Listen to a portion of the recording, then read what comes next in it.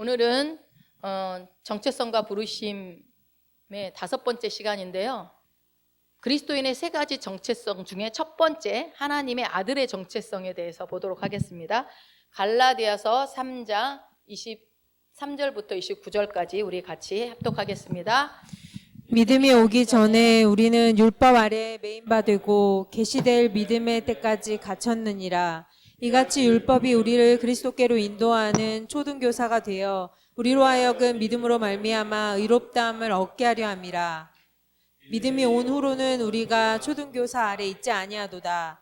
너희가 다 믿음으로 말미암아 그리스도 예수 안에서 하나님의 아들이 되었으니 누구든지 그리스도와 합하기 위하여 세례를 받은 자는 그리스도로 옷 입었느니라. 너희는 유대인이나 헬라인이나 종이나 자유인이나 남자나 여자나 다 그리스도 예수 안에서 하나이니라. 너희가 그리스도의 것이면 곧 아브라함의 자손이요 약속대로 유업을 이을 자니라. 아멘, 아멘. 지난 시간에 우리에게는 3가지 정체성이 역할로서 나눌 수 있다라고 말씀을 드렸죠.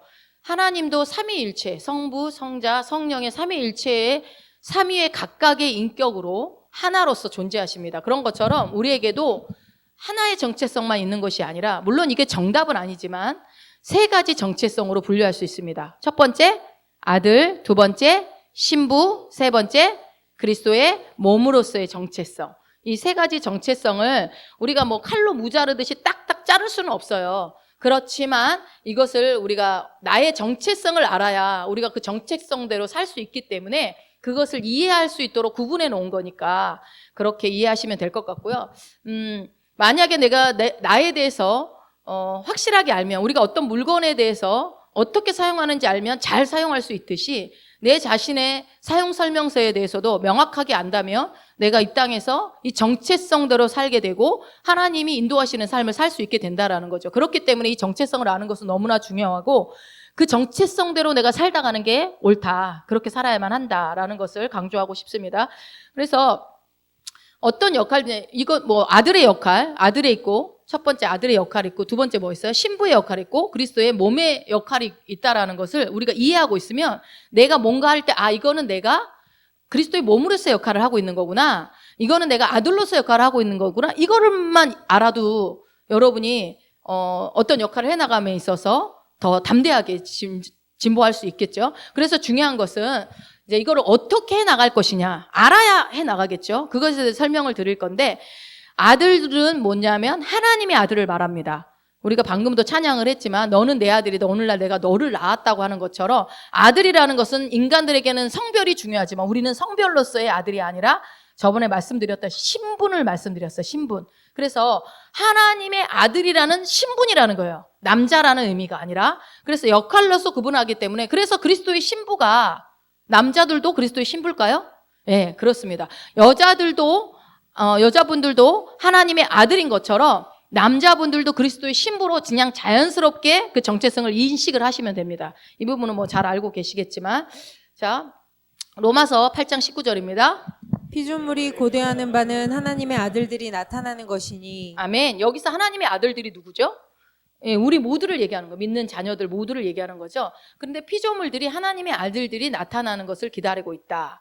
그래서 그 하나님의 아들들이 우리가 이 땅 위에 나타나는 것을 피조물들이 기대하고 있는데, 그것이, 그 아들이라는 것이 남자의 어떤 성별을 말하는 게 아니라 신분을 얘기하는 것이다. 그래서 이걸 자연스럽게 나는 하나님의 아들이다 인식하시면 될 것 같고요. 그래서 우리가 그리스도의 신부도 그리스도의 몸으로서 그리스도의 신부고, 그리스도의 몸도 그리스도의 몸으로서의 역할이고, 이러다 보니까 두 번째, 세 번째는 약간 비슷한 면이 없지 않아 있지만 그래도 조금은 다릅니다. 차이점이 있습니다. 고린도전서 12장 12절이요. 몸은 하나인데 많은 지체가 있고 몸의 지체가 많으나 한 몸임과 같이 그리스도도 그러하니라. 예, 아멘. 여기서 그리스도의 몸에는 주님의 큰 몸이 있고, 그러니까 몸은 하나인데, 예수 그리스도 몸이 하나가 있는데 거기에 많은 지체를 갖다가 영어로 뭐가 돼 있어요? 멤버나 파트예요, 파트. 우리가 소프라노 파트, 알토 파트 나누듯이 구분져 있다라는 거예요. 멤버 각각 있다는 거죠. 이 지체라는 것이 그런 의미다. 각각의 의미가 있다. 멤버 혹은 파트, 부분으로서 역할들을 한다. 이거를 여러분이 딱 뭐 이해는 하고 계시겠지만 그림으로 이해하시면 훨씬 빠를 것 같아서 일단 고린도전서 12장 27절. 너희는 그리스도의 몸이요 지체의 각 부분이라. 예, 여기도 마찬가지 우리가 멤버고 파트의 한 역할을 부분을 차지하고 있다. 이것을 그림으로 나타내면 이렇게 되겠죠? 오른쪽이 머리가 뭐예요? 예수 그리스도. 예수 그리스도의 몸 안에 그 몸은 뭐예요? 교회라고 할 수 있겠죠? 그 교회 안에 많은 사람들이 있는 거예요. 뭐 이쪽은 우리가 예수님을 영접하면 일로 들어오게 되는 거죠. 저쪽에 그 침륜에 빠져 있는 죽은 죄인 시커먼 영이 변화되지 않은 그 영혼이 예수 믿으면 어떻게 되는 거예요? 이 큰 예수 그리스도의 몸 안에 들어가는 거예요.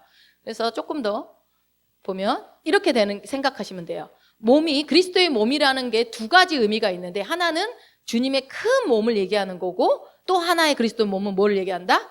각각의 한 명 한 명의 지체들이 그 몸을 구성하고 있는 것을 얘기합니다. 그래서 아직도 저 몸 안으로 들어와야 될 영혼들이 많이 있겠죠. 네, 들어와야 되겠죠. Many members 뭐예요? One body. 이거 자꾸 잘 안 났네. 그러니까 많은 멤버들이 하나의 몸 안에 있다라는 거예요. 이게 지금 우리가 방금 읽었던 고린도전서 12장 12절과 12장 27절의 말씀인 겁니다.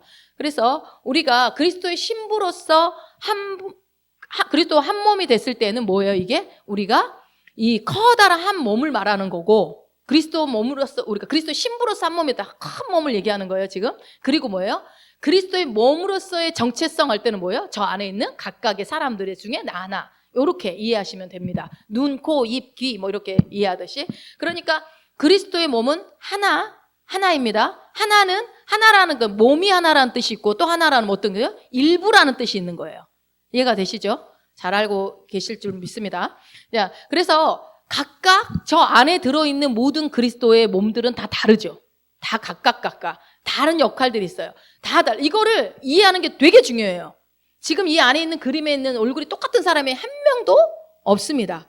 그런 것처럼 우리가 각각 다르다는 것을 인정하는 것은 굉장히 중요해요. 왜냐하면 수많은 종교들이 이 세 가지 정체성을 인정하지 않거든요. 종교들이 다 부인하는 것들이에요. 종교는요, 아들이 아니에요. 뭘까요? 그때 반대 얘기했던 거 기억나세요? 아들의 반대? 예, 종입니다. 종교는 종을 만듭니다. 또 신부가 아니라 뭐라고 그랬죠? 음녀 혹은 시녀. 예. 그리고 그리스도의 몸의 한 지체로서의 어떤 다양성을 인정하는 게 아니라 뭐라고 그랬죠? 어떤 복제품 같은 공산품 같이 똑같이 찍어내는 거예요. 그래서 그냥 어떤 신학교만 들어갔다 나오면 그 사람 다 똑같아진다고 그러죠. 목회자들도 다 똑같죠. 다 똑같이 행동해요. 그러나 그렇게 저 목회자가 저렇게 했기 때문에 나도 똑같이 그래야 된다. 그건 아니라는 거죠. 다 각각 다르다는 거죠. 그래서 이 각각의 참된 정체성을 발견하고 이해해야 되는 것이 굉장히 중요합니다. 안 그러면 이게 어떤 부분에서는 종교적인 부분으로 치우칠 수 있습니다. 그래서 첫 번째 정체성이 하나님의 아들로서의 정체성인데 그러면 그 아들의 신분은 어디서부터 났나요? 이 아들의 신분은 어떻게 만들어진 겁니까? 자, 고린도전서 1장 30절입니다. 너희는 하나님으로부터 나서 그리스도 예수 안에 있고 예수는 하나님으로부터 나와서 우리에게 지혜와 의로움과 거룩함과 구원함이 되셨으니. 예, 우리가 다리 밑에서 주워온 사람들이 아니고 어디예요? 딱 나와 있죠. 너희는 어디로부터 났다? 하나님으로부터. 즉 뭐예요? 우리는 위로부터 난 자라고 성경에 정확하게 써 있습니다. 그래서 우리가 거듭날 때 위로부터 태어났기 때문에 우리가 영입니다 라고 말할 수 있는 거예요. 왜요? 하나님이 영이신 하나님으로부터 우리가 나왔기 때문에 우리의 진짜 정체성이 영인 겁니다.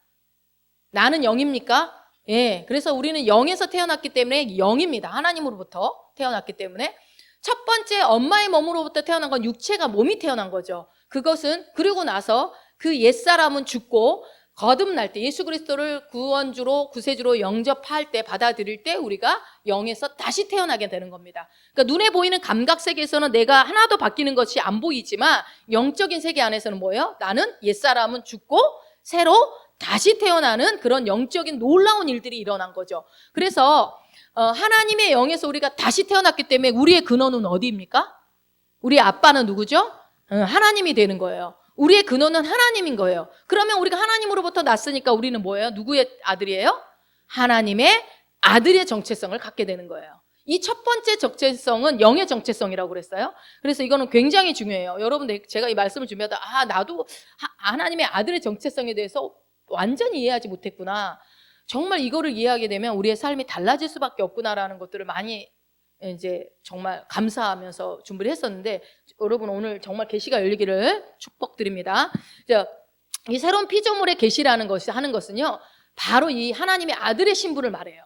우리가 새로운 피조물입니다 얘기하는 게 뭐라고요? 나는 하나님의 아들입니다 라는 말과 같은 말이라고요. 그래서 이게 내 영의 정체성이고, 여러분이 우리가 지금 정체성에 대해서 계속 공부를 하고 있잖아요. 그러면 내가 누군지를 알아야 그 하나님의 아들로서, 그 새로운 피조물로서 완전히 다시 새롭게 태어난 그 정체성으로 살 거 아닙니까?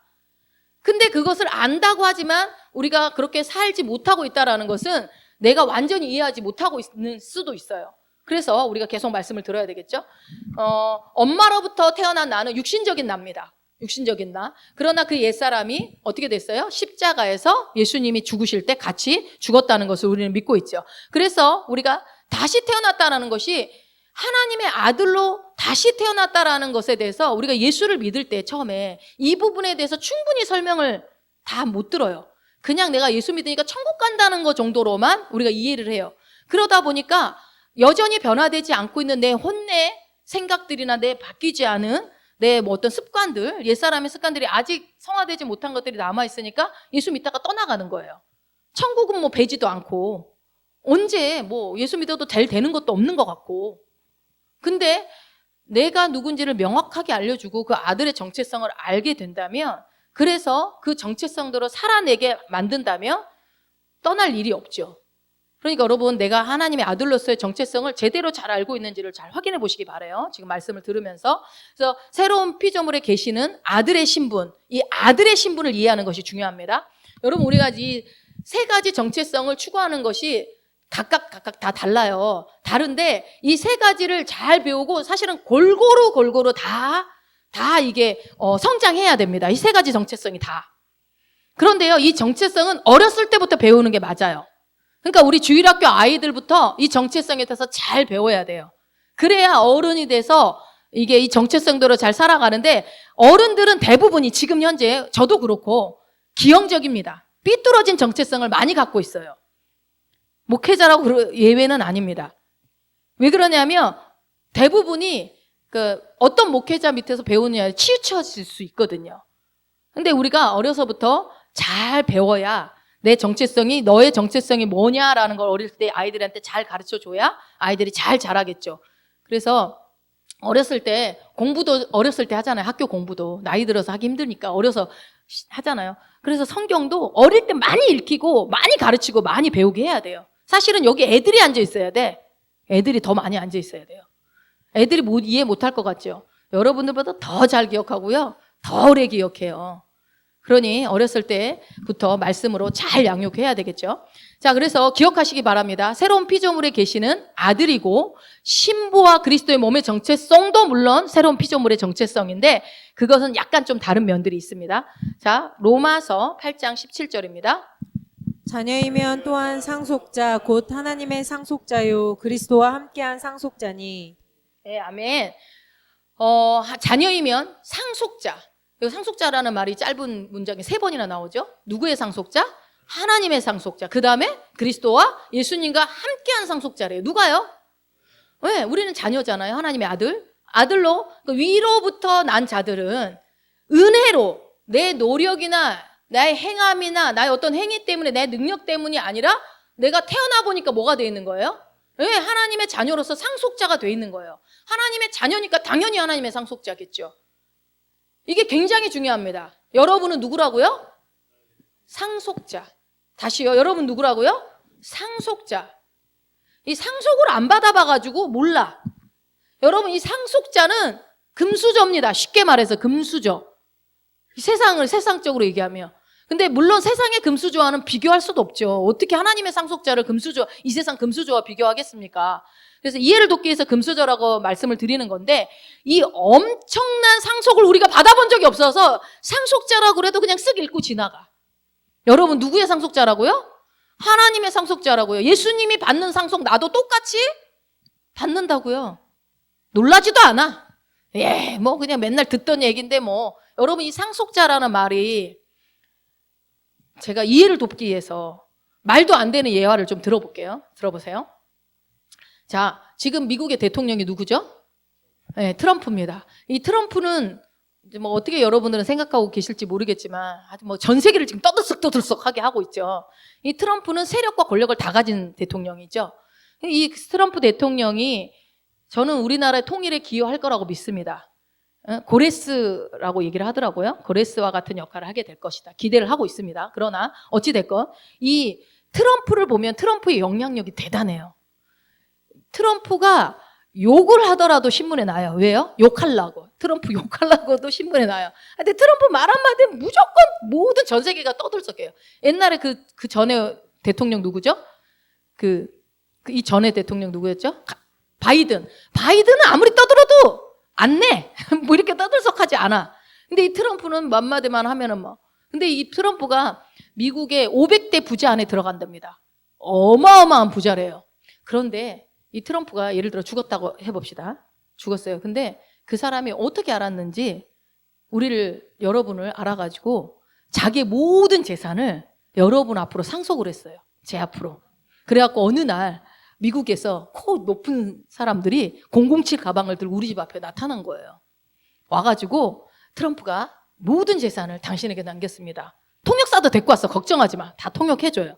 막 그러는 거야. 근데 여러분 믿어져요?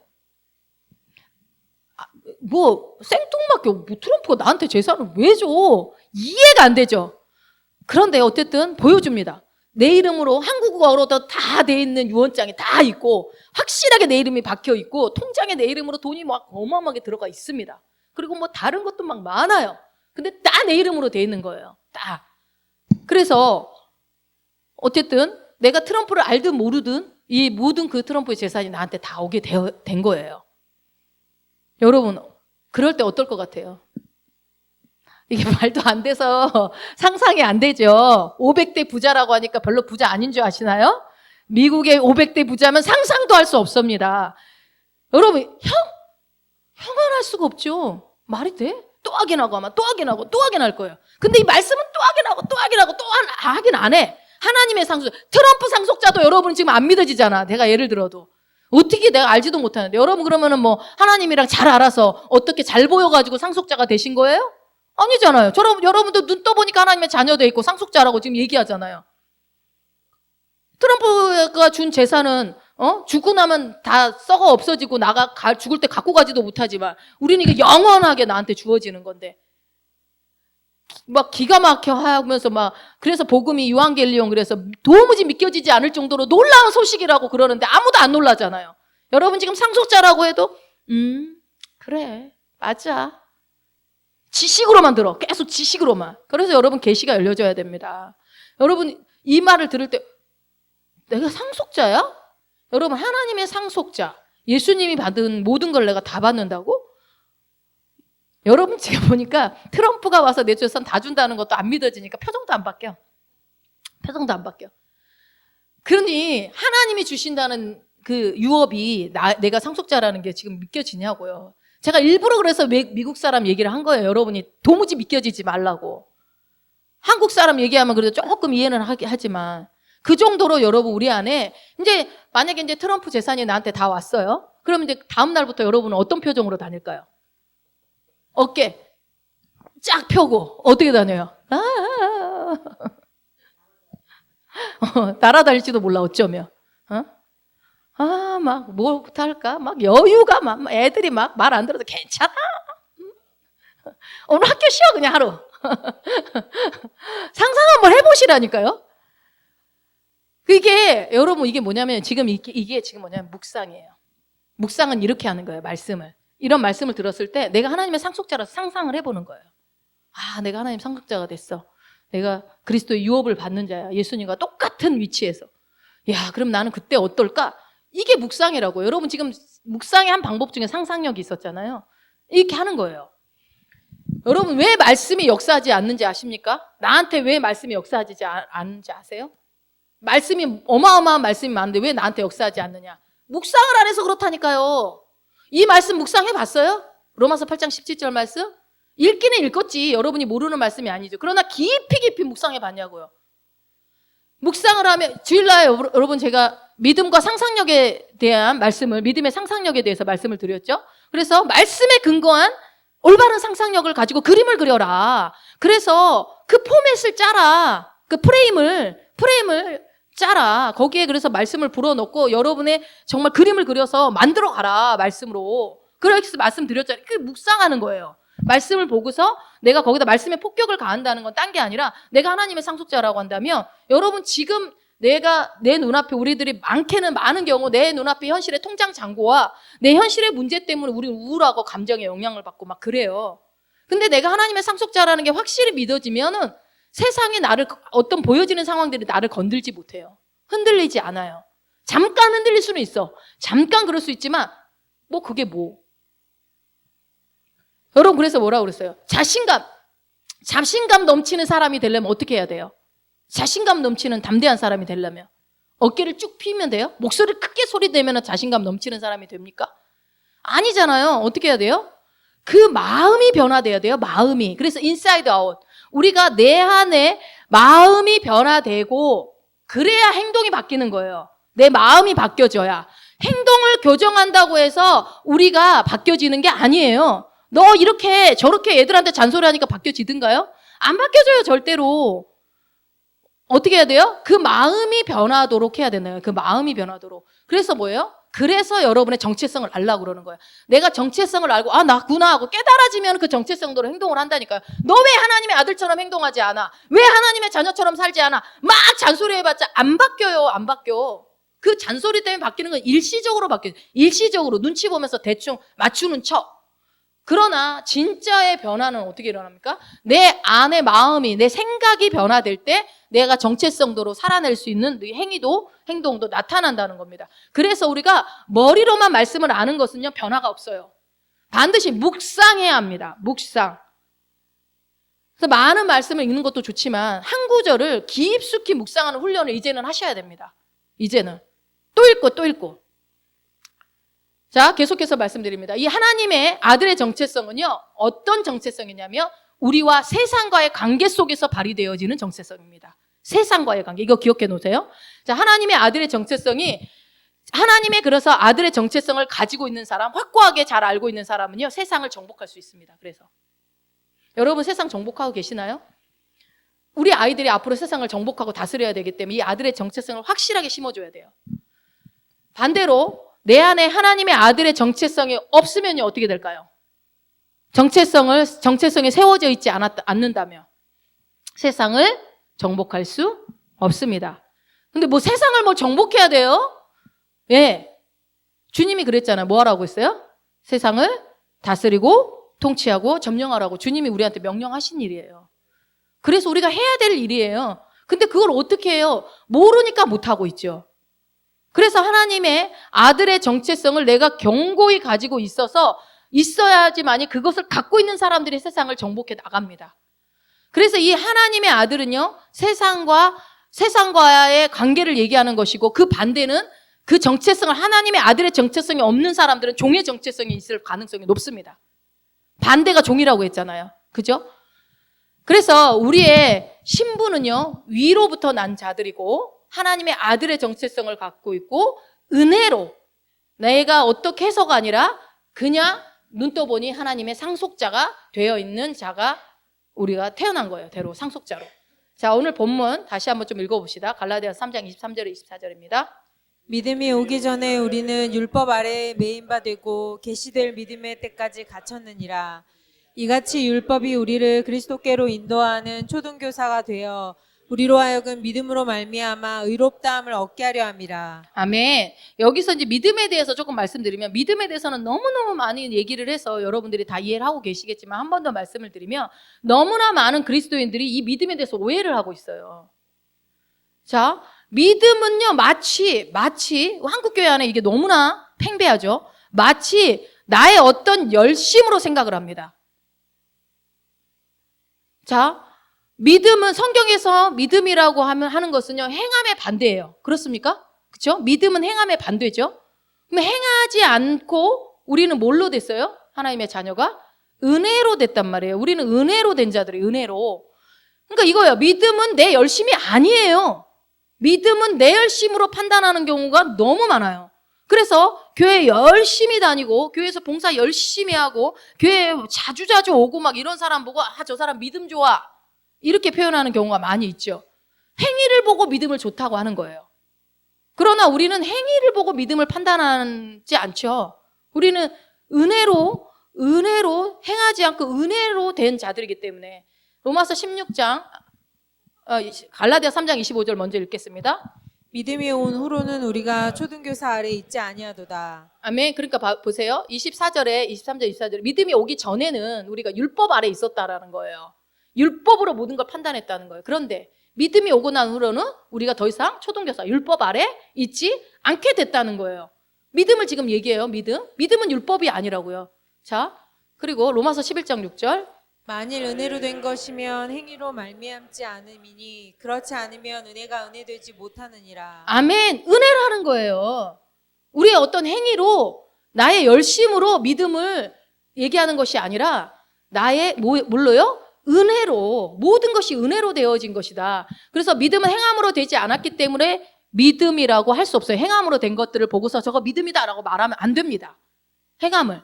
그래서 행함으로 됐으면 이제 그것은 은혜가 아니라는 말이에요. 행함으로 된 것이 있으면 그건 더 이상 은혜가 아닙니다. 맞습니까? 그래서 행함이 아닌 오직 은혜로 은혜가 있는 것을 믿음이라고 하는 거예요. 즉 우리는 뭐예요? 무엇을 믿냐면 여러분 은혜를 믿는 거예요. 하나님의 은혜를. 생각해 보세요. 여러분 뭘 믿으실 거예요? 뭘 믿을 거예요? 내가 열심히 하면 된다는 거 믿으실래요? 그냥 내가 그거 안 믿어도 그냥 열심히 하면 되는 거잖아요. 그거는. 그럼 믿음의 필요가 없어요. 내가 열심히 하면 하나님이 해줄 것이다. 이거는 믿음이 아니에요. 그거 내가 열심히 하면 되죠. 내가 안 믿어도 열심히 하면 되는 거를 뭐하러 믿어요? 그렇지 않습니까? 그러니까 내가 열심히 하면 되겠지라고 믿는 거는 그건 믿음이 아닙니다.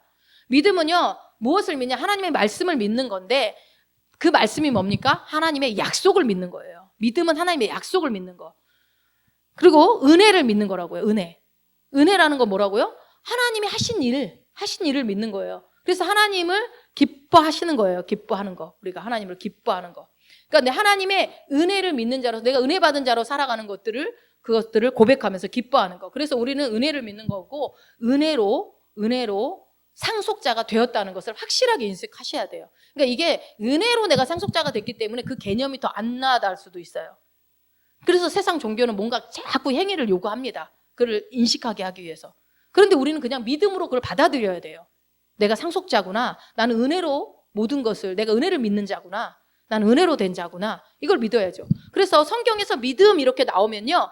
저 믿음은 은혜를 믿은 그 믿음을 얘기하는 거구나. 라고 생각하시면 됩니다. 성경에 나오는 믿음은. 뭔가 해서 믿었다. 이걸로 믿음이 아닙니다. 은혜로. 그래서 앤드류 오맥 목사님은 이 믿음을 뭐라고 정의를 했냐면요. 믿음은 하나님이 하신 일에 대해 나의 긍정적인 반응이다라고 했어요. 그럼 좀 이해가 더 되시죠? 하나님이 하신 일에 대해서 내가 긍정적으로 반응하는 것이 믿음이다. 자, 여러분, 율법은 그러니까 믿음이라는 것은 은혜인데 하나님이 해놓으신 그 일에 우리가 뭐라고 하면 믿음이 되는 거예요? 하나님이 어떤 일을 하셨습니다? 아멘, 그렇습니다. 이게 믿음이라고. 아멘 하는 것이 우리가 할 일이에요. 아멘. 아멘으로 반응하는 거예요. 내가 막 열심히 뭔가를 막 해서 믿음이 만들어지는 게 아니라는 겁니다. 그래서 행함이 곧 율법이에요. 행함이 곧 율법이고, 일단 우리 대한민국 사람들은 율법을 받아본 적이, 우리한테는 율법을 준 적이 없는데 너무 율법을 열심히 지켜, 우리나라는. 율법에 아주 매여 있어요, 한국교회가. 여러분, 그래서 야고보서에 행함이 없으면 죽은 믿음 아니냐, 그거를 말하는 게 아닙니다. 거기서는. 물론 말씀대로 살아야 되죠. 순종해야 되죠. 자, 로마서 2장 14절 읽어보세요. 율법 없는 이방인이 본성으로 율법의 일을 행할 때에는 이 사람은 율법이 없어도 자기가 자기에게 율법이 되나니. 율법은 누구한테 줬습니까? 이스라엘 백성들한테, 유대인들한테 준 거예요. 우리한테 준 적이 없어요. 아니, 우리가 받은 적도 없는데 율법을 어길 일이 있어요? 율법을 지켜야 될 필요가 있어요? 없죠. 우리한테는 해당 사항이 없어요. 이거는 이스라엘 사람들의 율법을 받아본 적도 없는 우리가 율법 가지고 왜 안 했냐 이렇게 얘기할 필요가 없는 거죠. 그래서 막 10계명 막 다 달달달 외우게 해서 막 그걸로 체크하는 거 이거 여러분 그거 잘못된 겁니다. 그거 아니에요. 하나님은 새 언약을 줬어요. 우리 안에 마음 안에. 그래서 여기에 명확하게 써 있잖아요. 한글로 뭐라고요? 율법 없는 이방인. 우리는 이방인이잖아요. 우리한테는 율법이 없습니다. 그래서 우리는 율법 없는 이방인이라고 정확하게 말씀에 나와 있기 때문에 율법이 없고 율법 없는 이방인의 본성으로 라고 되어 있죠. 율법 없는 이방인이 본성으로 율법의 일을 행한대요. 율법도 안 받은 우리가 본성으로 율법의 일을 행할 때에는 본성이 어떤 본성일까요? 그러면 죄인의 본성. 죄인의 본성으로 율법의 일을 행하는 거예요. 그러면 이 사람은 율법이 없어도 뭐가요? 자기가 자기에게 율법이 된대요. 자기가 자기에게 율법이 된다는 말이 뭡니까? 양심. 네. 양심. 이게 어마어마한 말씀이에요. 하나님은 우리한테 율법이 준 적도 없는데 이방인인 우리가 율법을 지키려고 애를 써요. 애를 써. 근데 성경은 뭐라고 그래요? 너는 율법 없는 이방이냐. 근데 그 죄인의 본성이 있어서 그 죄인의 본성으로 율법을 막 지켜서 하려고 하는 그게 종교입니다. 그게 종교예요. 내 양심의 막. 자, 이어서 바울이 뭐라고 하는지 봅시다. 15절. 이런 이들은 그 양심이 증거가 되어 그 생각들이 서로 혹은 고발하며 혹은 변명하여 그 마음에 새긴 율법의 행위를 나타내느니라. 아멘. 여기 나와 있네요. 양심이 증거가 된대요. 그러니까 죄인의 본성으로 율법의 일을 행해서 자기가 자기에게 율법이 되는 자들은 어떻게 해야 돼요? 내 양심이 증거가 돼서 양심으로 그 양심 자체가 율법이 되는 거예요. 양심이. 여기서 증거는 법정에서 증인을 얘기하는 거 아닙니까? 증인이 나가서 저 사람은 죄를 지었습니다 라고 말하는 그 사람이 증인이 하는 게 증거죠. 그렇죠? 그래서 증거를 하는 사람 증인인데 증인이 누구라는 거예요? 여기서는 그러니까 내 양심이 증인이라는 거예요. 내 양심이 증인이 돼갖고 나를 고발해. 내 양심이 나를 고발하는 거예요. 그래서 양심이 나를 찌르는 거예요. 야, 너 목사가 돼가지고 너 사역자가 돼가지고 그렇게 하면 되겠어? 목사가 그렇게 하면 돼? 이렇게 이제 나를 찔러요. 그러면요. 내 안에서 내가 뭐라고 그래요? 내 양심에서 내가 변명을 합니다. 내 마음이. 뭐라고 변명해? 아니 뭐 목사라고 뭐 항상 잘하나? 목사는 뭐 사람 아닌가? 막 이렇게 변명을 합니다. 그래서 내 마음속에 생각들이 증거가 되고 그리고 양심이 증인이 돼가지고 나를 막 참수하는 거예요. 여러분 이거 다 경험 있죠? 나를 막 참수해요. 그 생각들이 서로 고발해요. 이 생각하면 이 생각이 고발하고 이 생각이 고발하고 그 변명하고 누구한테 변명하고 고발해요? 내가 나한테 지금 그 얘기를 하는 거예요. 참수하는 거예요. 여러분 이런 경험 우리가 다 있잖아요. 이게 바로 율법 없는 이방인들이 하는 짓이라고요. 그죠? 그래서 예를 들면 쉽게 설명을 하면 예를 들면 이제 남편이 일찍 새벽에 일을 나가는데 근데 아내가 잠자느라고 나가는 것도 못 봤어. 밥도 안 챙겨줬어. 하루 종일 오전 내내 굶어야 되는 상황인데 밥도 못 챙겨줬어. 그러고 나면은 그날 이제 남편이 간 뒤로 이제 잠에서 깨어나가지고 그때부터 어떤 생각을 해요? 자기 스스로 자기가 이제 양심에 찔려서 율법이 만들어져가지고 어떻게 해요? 야, 아내가 돼가지고 집에서 있으면서 남편 밥 하나도 못 해주고 하루 종일 힘드니라고 종일 배고플 텐데 내가 조금만 일찍 일어나서 해줬으면 뭐라도 싸줄 수 있었을 텐데 그거를 못 해줘가지고 나는 자격도 없어 막 이러면서 나를 막 참수하는 거예요. 막 이러면서 그 변명을 해요. 뭐 자녀들과 관계 속에서도 그럴 수 있고요. 막 해요. 그러다가 또 한쪽에서는 뭐 그럴 수도 있지. 나도 피곤했어 어제. 나도 힘들었어. 나도 하는 일 많어. 그러면서 나도 사람인데 나도 피곤하다고 이제 막 얘기를 해요. 그렇게 막 오락가락 참수하다가 저녁이 됐습니다. 저녁에 이제 남편이 오면은요. 남편은 아무 말도 안 했는데 누가요? 그냥 괜히 나 혼자 남편이 꼴보기 싫어. 미워. 왜 새벽에 나가가지고 막 이렇게 되는 거야. 이게 여러분 제 얘기인 것 같네요. 저는 이러지 않습니다. 이게 이방인들의 율법이 양심이 된다라는 얘기를 하려고 예를 들어서 설명을 한 거예요. 그러면 여러분 이 양심은 언제 생겼습니까? 양심은 언제 생겨요? 여러분 안에 양심이 있으시죠? 이 양심은 언제 생겼어요? 뭐 먹고 생겼어요? 기억하셔야죠. 이거 모르면 안 되지. 뭐 먹고 생겼어요? 선, 악, 과. 예. 선악과 먹고 생긴 게 이 양심이에요. 뭐예요? 선과 악을 분별하잖아요. 이게 선이다 악이다 내가 선을 정해놓고 내가 악을 정해놓는 거예요. 그래서 내가 서로 참수하는 거예요. 이게 양심 아니에요? 그래서 밥을 못 차려준 것은 뭐예요? 악이고, 그리고 어떻게 해요? 차려준 것은 선이 되는 거예요. 그래서 이게 이방인의 율법이라는 거예요. 여러분 이거 우리 안에 있어요 없어요? 많아. 저도 아직 있는 것 같아요. 많아. 그런데 여러분 이게 우리가 은혜 안에 있으면요, 은혜 안에 있으면 이런 생각이 안 듭니다. 은혜 안에 이런 생각이 안 들어요. 그러나 율법 아래, 우리가 율법 안에 들어가면요 이제 막 마음이 막 불편해집니다. 불편해요. 그거 누가 정해놓은 거예요? 누가 정해놓은 거예요? 오늘 혹시 이제 예배 안 나오는 사람들 중에 막 불편한 사람이 없다? 없어. 우리는 없어. 원래 그냥 편하게 안 오시니까. 근데 그렇게 여러분 만약 오다가 안 왔다고 해봐요. 마음 불편해 안 불편해?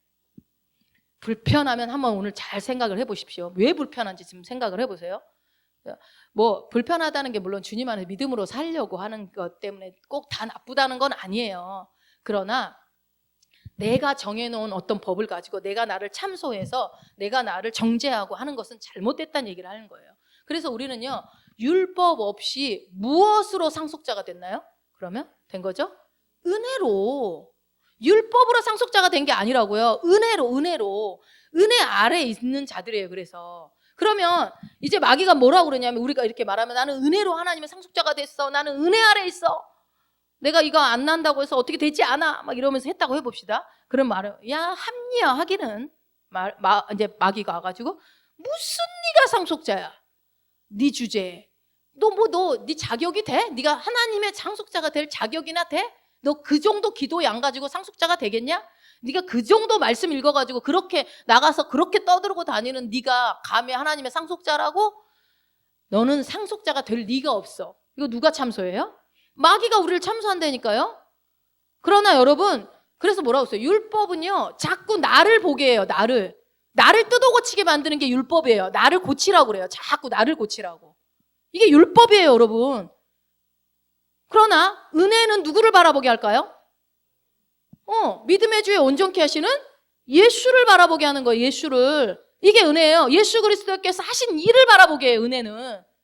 여러분 오늘 말씀 잘 들으세요. 내가 은혜 아래 있나 율법 아래 있나? 우리 율법 아래 많이 있어요. 근데 왜 율법 아래 있는 것이 정말 이게 은혜 아래로 빨리 와야 되는 게 왜 중요하냐면요, 여러분의 삶에 어마어마한 영향을 미치기 때문에 그래요. 끝까지 말씀 들어보세요. 예수님이 우리가 무엇을 바라봐야 하냐면 예수님이 하신 일을 바라봐야 되는데, 예수님이 하신 일이 뭐예요? 복음이잖아요. 복음 뭐예요? 예수님 무슨 일을 하셨어요?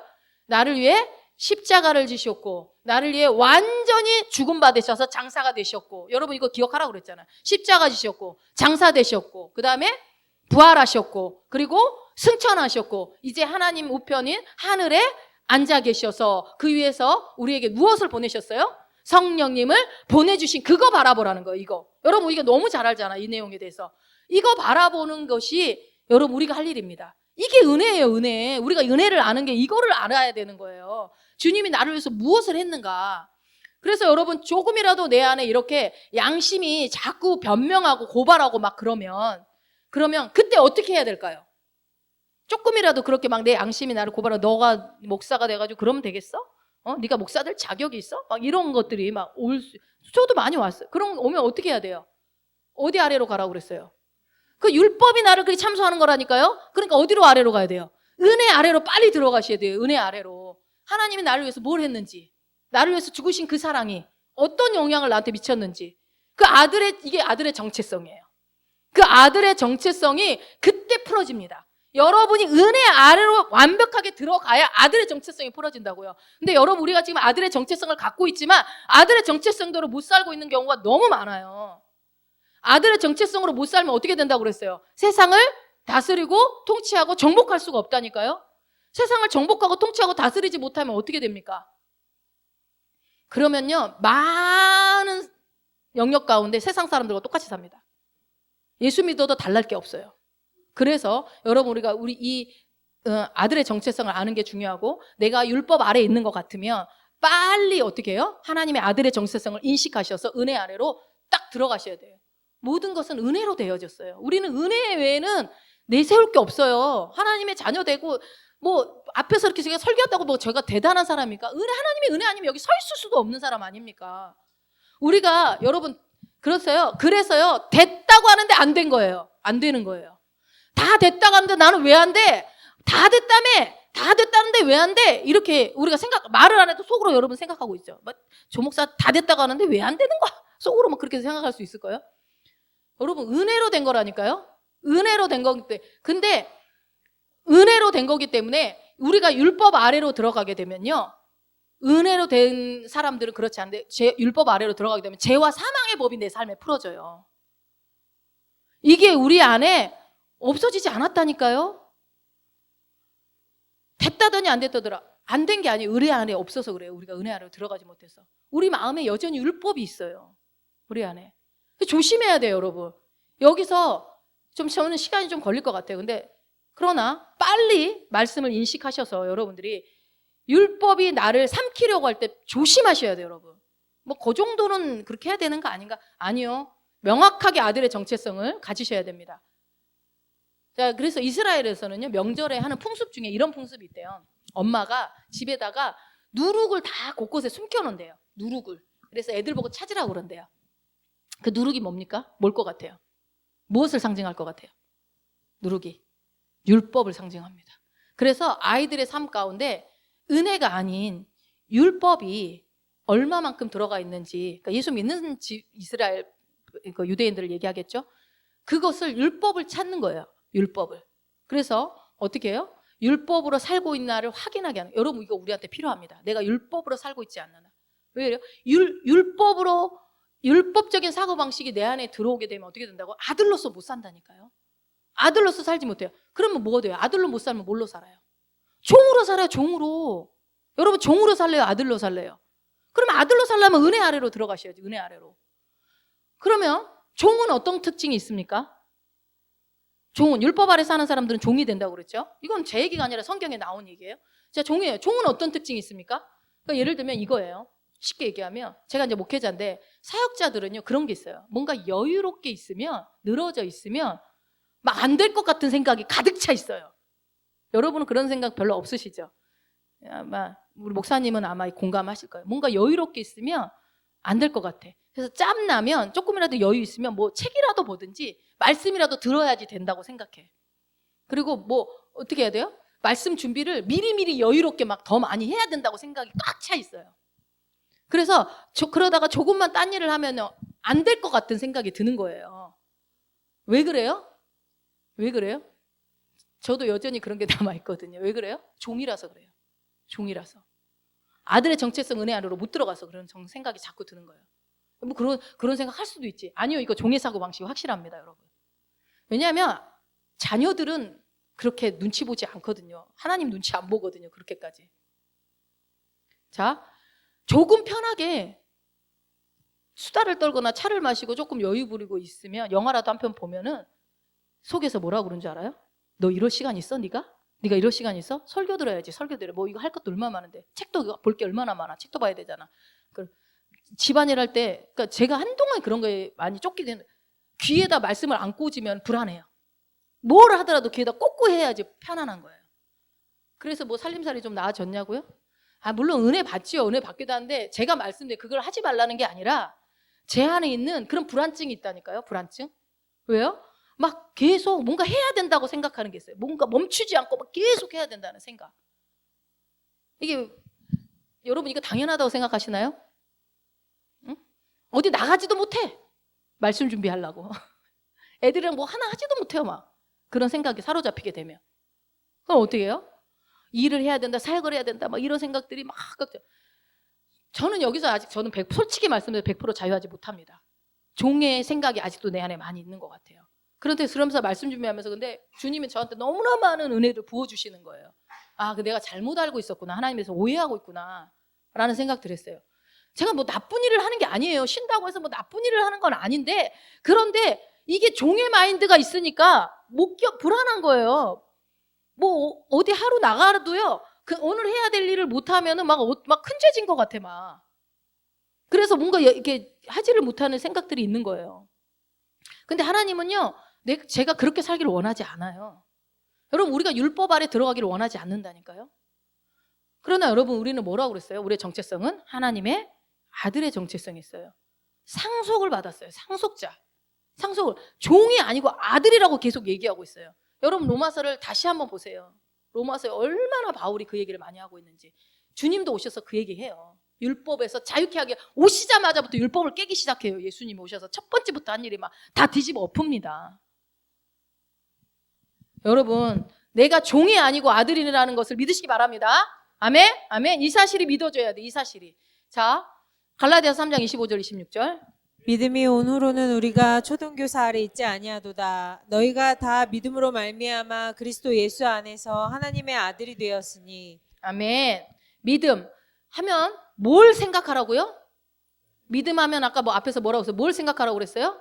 은혜를 생각하라고 했어요. 은혜. 여러분, 믿음하면 은혜가 동시에 떠올라야 돼. 이제는 무엇을 믿는 거예요? 은혜를 믿는 거라고요. 은혜를.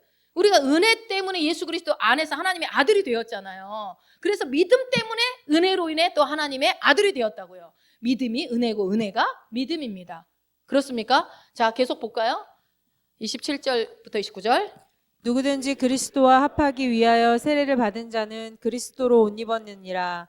너희는 유대인이나 헬라인이나 종이나 자유인이나 남자나 여자나 다 그리스도 예수 안에서 하나이니라.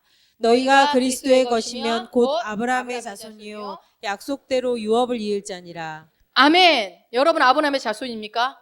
약속대로 유업을 이을 자입니까? 예, 하나님의 아들은 유업을 잇는 상속자입니다. 상속자. 세상에서는 이걸 금수저라고 합니다.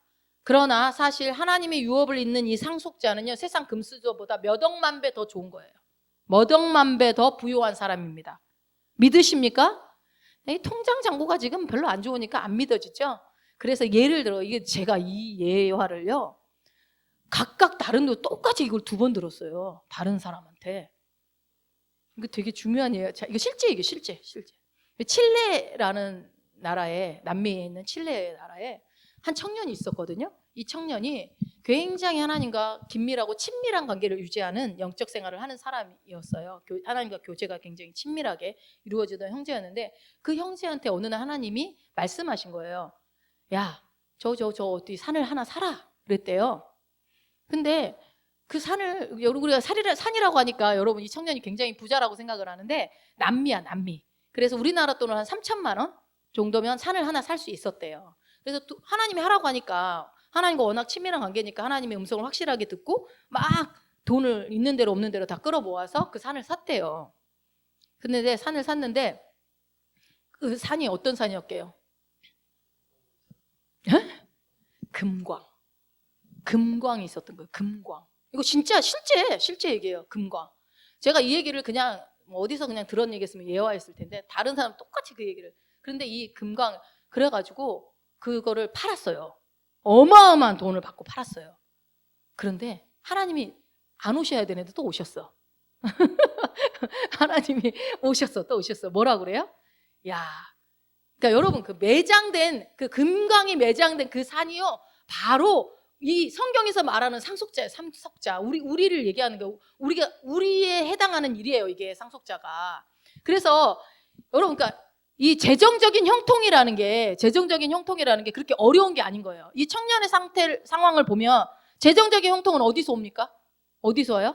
내가 하나님과 주님과 얼마나 친밀한 관계를 유지하느냐에 따라서 재정적인 형통은 오는 거예요. 왜요? 재물의 주인이신 분이 알려주시니까. 저 산에 금광이 있다. 그래서 그 형제가 어떻게 된지 궁금하잖아. 이 다음이 제일 궁금하죠?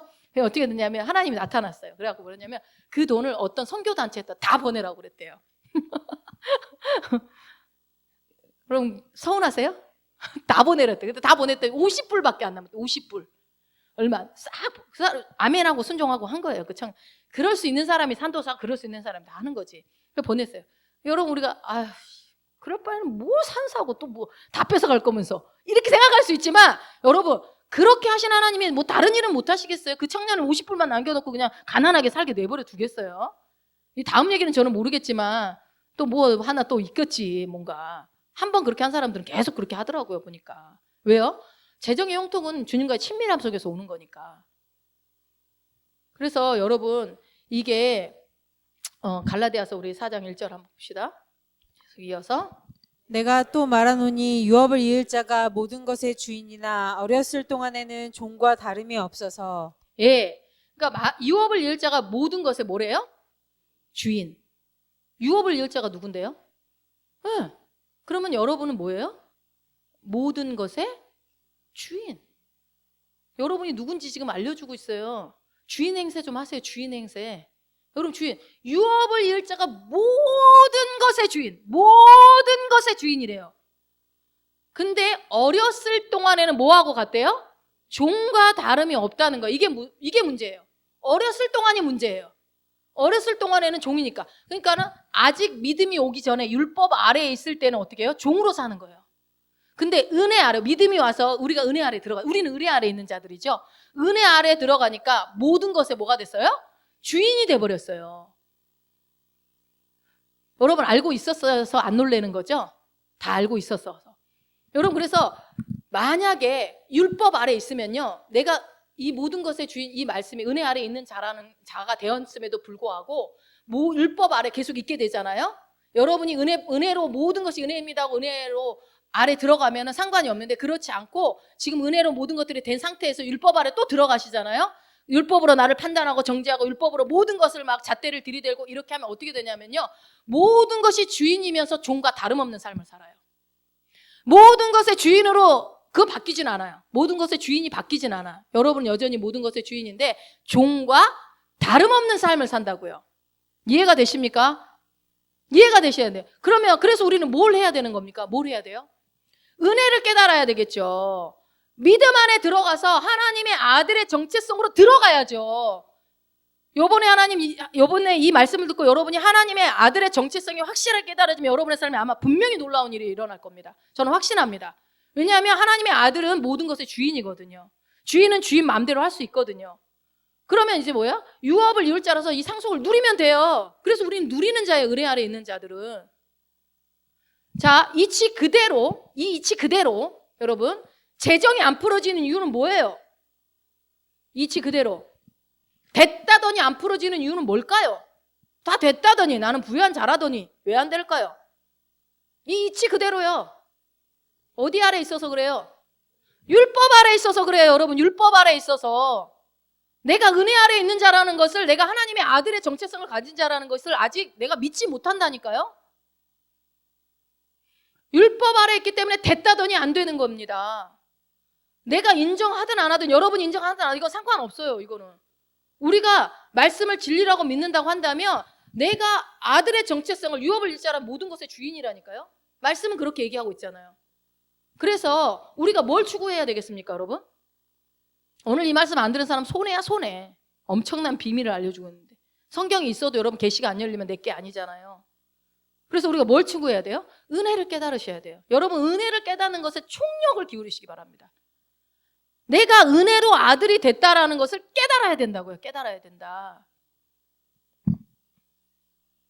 갈라디아서 4장 3절 5절.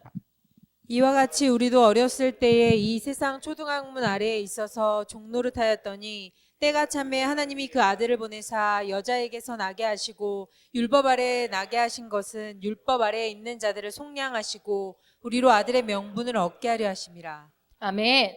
우리가 어렸을 때가 있었다는 거예요. 그치, 어렸을 때가. 즉 뭐예요? 율법 아래에 있었을 때가 어렸을 때 아닙니까? 그래서 그때는 종과 다름이 없었어요. 종. 근데 지금도 여전히 종 노릇하면 안 되잖아요. 그죠? 예수님께서 우리에게 아들의 명분을 주시기 위해서 값을 치렀단 말이에요. 목숨을 내놓은 값을 치르셔서 저와 여러분에게 준 게 아들의 명분을 줬어요. 그게 은혜로 된 거잖아요. 은혜로, 나의 어떠함 때문에, 나의 뭐 행함으로 주신 게 아니라. 그래서 여러분 주님이 그 값을 치러서 아들의 명분을 우리에게 주셨기 때문에 이 아들의 명분은 빼앗길까요? 빼앗기지 않을까요? 결탄코 빼앗기지 않습니다. 아멘? 여러분은 아들의 명분을 빼앗길 수 없습니다. 죽을 때까지 여러분은 하나님의 아들의 그 신분을 갖고 있습니다. 그런데 내가 율법 아래로 들어가면 어떻게 될까요? 내가 율법 아래로 들어가면 아들의 명분을 빼앗길까요? 아니요. 빼앗기지는 않지만, 아들의 명분을 빼앗기지는 않지만, 유업을 이을 자라는 그 사실이 변하지는 않지만, 그러나 어떻게 돼요? 종과 다름없는 삶이 살게 되는 거예요. 여러분, 우리가 지금 그러고 있지 않습니까? 하나님의 아들인데 아들의 명분을 주님이 값을 다 치르고 나한테 주셨는데 그 아들의 명분으로 우리가 살아가고 있냐 이거죠. 그래서 이게 된 게 맞아요. 다 됐어요. 주님은 다 주셨어요. 다 됐다고요. 맞아요. 그런데 우리가 은혜 아래 거하느냐 아니면 율법 아래로 들어가느냐 이거를 조심해야 되는 거예요. 이거를. 제가 말씀드리면 하나님 참 이 신앙생활이 참 어렵고 힘든 것 같아요. 말씀도 계속 깨달아가야 되고 계속 뭔가 이렇게 해도 안 되는 것 같은 마음들도 들고요. 왜 그러는 거예요? 이렇게까지 해야지 주님의 자녀로 살아갈 수 있는 겁니까? 막 이러면서 제가 그럴 때 있잖아요. 우리가 신앙생활 열심히 말씀을 공부하고 이렇게 해나가면 뭔가 막 이쯤 되면 뭔가 이렇게 막 돼야 될 것 같고 막 이런데 왜 안 될까라는 생각이 들 때가 있지 않습니까? 근데 하나님은 그러시더라고요. 제가 오늘 이거를 준비하면서 이제 기도를 하면서 하니까 하나님은 너 오늘 말씀을 그렇게 준비했으면서도 왜 엉뚱한 소리를 하냐 그러시는 거예요. 그쵸? 아들이 뭐냐 그래요. 아들이 뭐냐. 여러분, 내가 아들이면, 내가 하나님의 자녀면 이 세상 모든 것의 주인이 나잖아요. 만물이 주의 것이잖아요. 그 주인 되시는 그 주분이 내 안에 계시고 나는 그분과 동등한 동격의 상속자가 되었고, 그래서 모든 것이 아까 유업을 이을 자가 모든 것의 주인이라고 말씀하셨어요.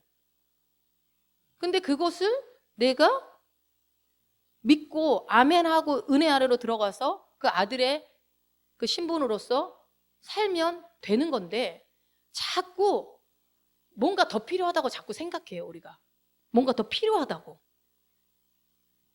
여러분, 부모가요, 든든한 부모가 있는 아이들은 뭔가 필요한 게 별로 없어요. 필요한 게 왜요? 필요하면 그때그때 부모한테 말만 하면 다 내게 되니까. 그렇지 않아요? 근데 우리는 부모가 하나님이 아버지가 인데도요 고아처럼 삽니다. 아버지 없는 자처럼. 그래서 여러분 여기서 한 가지 말씀드리고 싶은 것은 갈라디아 교회가 지금 갈라디아서인데 갈라디아 교회는요 가만히 들어온 율법 교사들이 와가지고 그들을 미혹한 거잖아요. 미혹하고 잘못된 말씀을 가르쳐서 은혜 아래에 있는 자들을 꿰어가지고 은혜에서 떨어지게 만드는 일이 갈라디아 교회의 일이지만 그렇지만 우리는요 여러분, 우리는 이때까지 한국교회 안에 율법이 정말 많이 가르쳤어요. 율법을 우리 성도들한테. 그래서 그 율법으로 판단하고 율법으로 직분 주고 율법으로 모든 것들을 해나갔단 말이에요. 그래서 근데 그렇게 배운 것들이 우리의 그 신앙의 선배들 거슬러 올라가면 다 그렇게 배워서 온 거 아닙니까? 그래서 우리 안에도 제 안에도 아직도 그렇게 벗어지지 못하는 율법 아래에 있는 것들 있지 않습니까? 근데 그게 그분들이 일부러 그렇게 가르친 게 아니잖아요. 일부러 미혹하고 막 잘못된 길로 떨어지게 하려고 그렇게 가르친 게 아니잖아요. 기존에 있는 우리의 한국교회 안에 신앙의 선배들도 그게 최선인 줄 알았고 거기까지 계시가 열려졌기 때문에 그렇게 했던 거예요. 그랬기 때문에 우리가 그거를 이해를 해야 돼요. 몰라서 그런 거니까. 몰라서 그런 거야.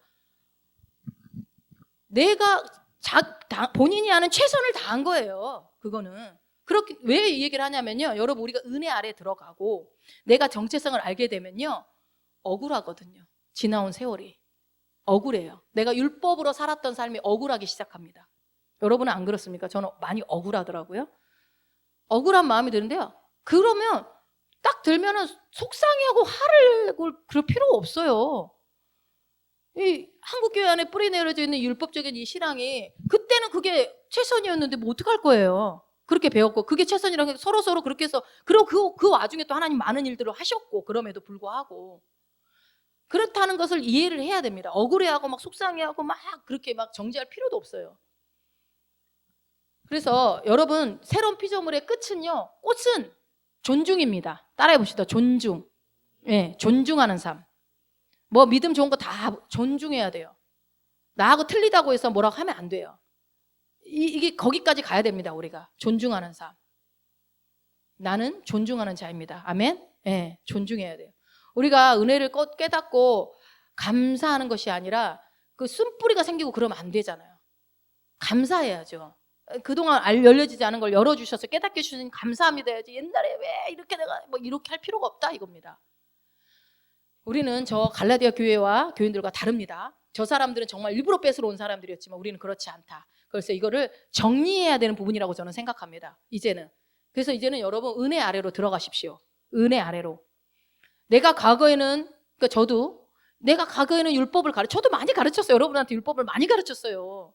가르쳤는데 갑자기 은혜를 가르치면 어떻게 되겠는가.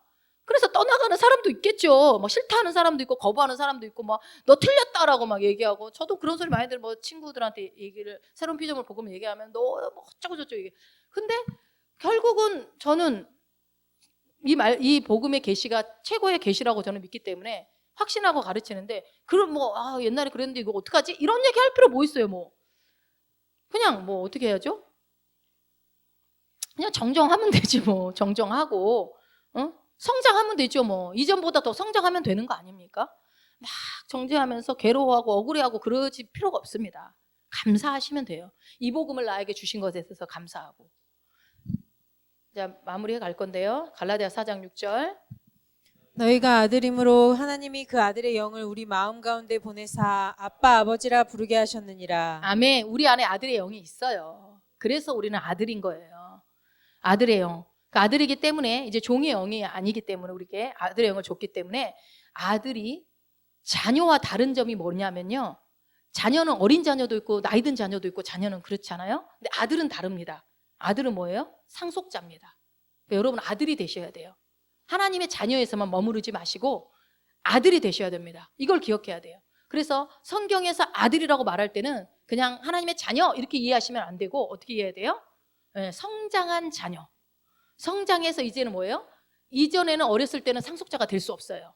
그러나 이제는 상속자가 되는 거예요. 그러니까 여러분이 성장하면, 아들의 은혜 아래로 들어가면 아들의 신분에 정확하게 여러분들이 이해하시고 그걸 받아들이게 되면 종의 삶이 아니라 이제는 그 상속을 누리는 자가 되는 겁니다.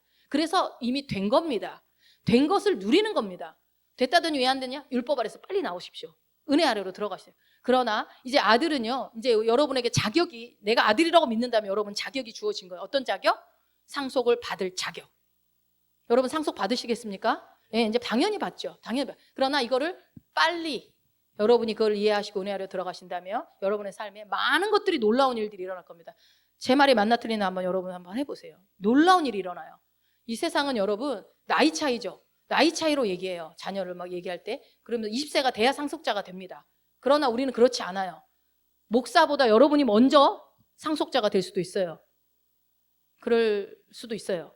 신앙의 연차가 중요하지 않아요. 직분이 중요하지 않아요. 율법 아래 있냐? 은혜 아래 있냐? 이거 둘 중에 하나입니다. 둘 중에 하나. 여러분 목회자도 율법 아래서 계속 있다가 죽을 수도 있어요. 성도들도 계속 율법 아래만 있다가 갈 수도 있다고요. 종으로 살다 갈 수 있다고요. 그렇지만 이제 우리는 알았지 않습니까? 신앙의 연수와 상관없이, 직분과 상관없이 우리는 율법 아래 있는 자들이 아니라 은혜 아래 있는 자다. 종으로 사는 자들이 아니라 하나님의 아들로 사는 자다. 그래서 종이나 다름없는 자로 사는 것이 아니라 이제는 모든 것의 주인으로 살아야 되기 때문에 얼른 은혜 안으로 들어오시기 바랍니다. 그리고 여러분 하나님의 은혜는요, 너무너무너무 어마어마한 것이기 때문에 한꺼번에 깨달아지지 않아요. 시간이 걸립니다. 그래서 여러분 말씀 읽을 때 하나님의 은혜를 보시려고 읽으시고, 그러면은 이 은혜, 왜 제가 이렇게 강력하게 주냐면, 이게 세대 가운데, 우리의 이 세대 가운데, 오는 세대 가운데 그 지극히 크신 하나님의 부요함과 그 풍성함이요, 그 은혜로 계시해 준다고 약속을 하셨기 때문에 그래요. 자, 보세요. 읽어보세요. 이는 그리스도 예수 안에서 우리에게 자비하심으로써 그 은혜의 지극히 풍성함을 오는 여러 세대에 나타내려 하심이라. 예, 오는 세대, generation to come 이렇게 되어 있거든요. 그러니까 오는 세대들.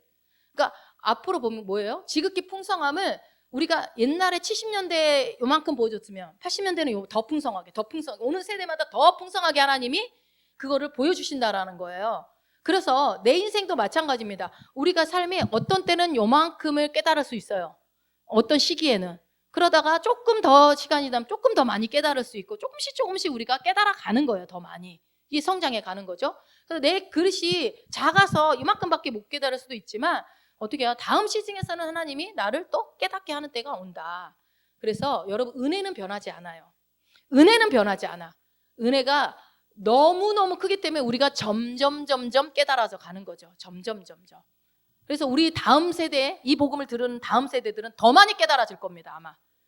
그래서 하나님께서 우리 교회와 우리 모든 성도들을 통해서 은혜의 계시를 풀어주기를 예수 이름으로 축원합니다. 여러분, 은혜의 계시가 풀어져야 돼요. 다른 계시가 아니라 이 은혜의 계시. 그래서 여러분, 은혜에 집중하시고 은혜를 묵상하시고 하나님의 은혜를 찬양하시고, 여러분, 내가 하나님을 아빠, 아버지라고 부를 수 있는 건 아들만 가능합니다. 아들만. 그래서 종은 할 수 없어요. 종은 절대 할 수 없어요. 하나님을 아빠라고 불러놓고 종처럼 살지 마십시오. 아빠라고 한다면 자녀들을 보세요. 내가 이해가 안 되면 우리 자녀들이 나한테 어떻게 하나. 그럼 나도 그렇게 하면 돼요. 그 부모를 하는 것처럼. 그래서 우리는 아들이기 때문에 언제 어느 때나 하나님을 아버지라고 부르고 특권을 누리는 자가 되었다는 것을 오늘 기억하시고, 오늘 더 남아있는데 아들의 그래서 정체성이 이제 그걸 깨달아지면 이 땅에서 내가 무엇을 할 수 있는지 그것에 대한 얘기들을 풀어드릴게요. 그래서 우리 애들이 좀 같이 더 들었으면 좋겠어요. 왜냐하면 이 아들의 정체성을 아는 것으로 끝나는 게 우리가 삶으로 살아낼 때 우리는 부유한 자로 살아갈 수 있거든요. 이거는 계속해서 다음 시간에 보도록 하겠습니다.